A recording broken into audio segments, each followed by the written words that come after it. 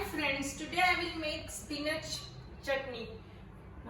For this I will put cumin seeds, sesame seeds, peanuts, roasted peanuts, sugar, salt according to taste,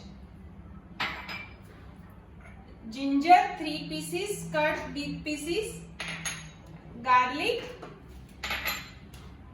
1 big green chili, spinach, coriander, lemon,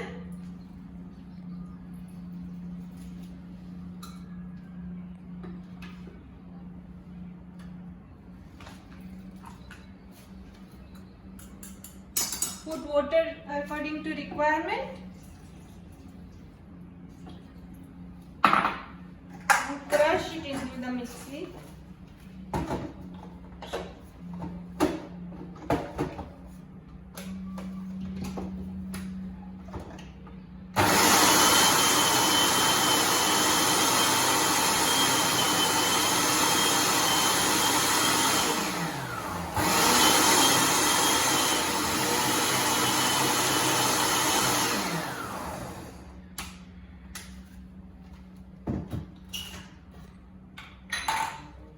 Our spinach chutney is ready.